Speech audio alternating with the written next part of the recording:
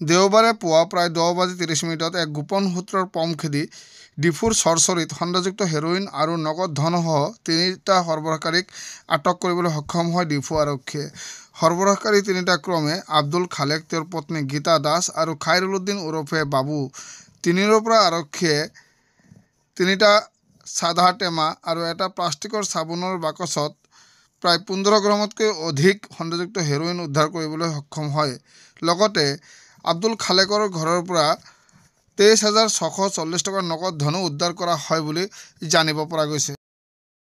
খবৰ এটা পালোঁ, পাই কিনে আমাৰ চ'ৰ্চ লগাই কিনে এনেকৈ এজন কি নাম আছিলে তেওঁৰ খাইৰুদ্দিন বুলি এজন ল'ৰাক ধৰা হ'ল। তেওঁৰ ওচৰত এটা টেমা পোৱা গ'ল আৰু সেই যোগেদি তেওঁ ক'ৰ পৰা আনে সেই ঘৰত চাৰ্চ কৰি আমি খালেক আৰু তেওঁৰ ৱাইফ গীতা দাসক লগ কৰা ধৰা হয় আৰু লগতে তেওঁলোকৰ পৰাও এটা চাবোনৰ বাকচ আৰু 2টা আমাৰ যিটো চাদা টেমা থাকে সেই টেমাত সোমোৱা হিচাপত সেইখিনি বস্তু জব্দ কৰা হয়।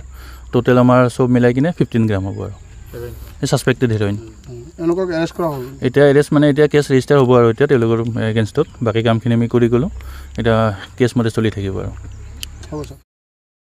এনেকুৱা হৈছে ইয়াতে ড্ৰাগছ বেপাৰটো চলি থাকে বুলি আমি শুনি থাকোঁ আৰু তেতিয়া আমি যেতিয়া মানুহকেইটাক লোকৰ লগত চিনাকি কৰিছোঁ, যেতিয়া খাই যে ল'ৰাকেইটা সিহঁতৰ লগত চিনাকি পাইছোঁ এইকেইটা ব্যৱহাৰ কৰে। তাৰ আজি মই ঘৰতে আছিলোঁ, দেওবাৰ সেইকাৰণে ঘৰতে আছিলোঁ, মন্দিৰত খেলি আছিলোঁ। তো ল'ৰাকেইটা অহা দেখি পেলাই মই অকলে নিজে প্ৰথমত পিছা কৰি আহিলোঁ। তাৰপিছত আহি পেলাই ইয়াতে এই তেওঁ গাঁওবুঢ়াকে মই লগ পালোঁ।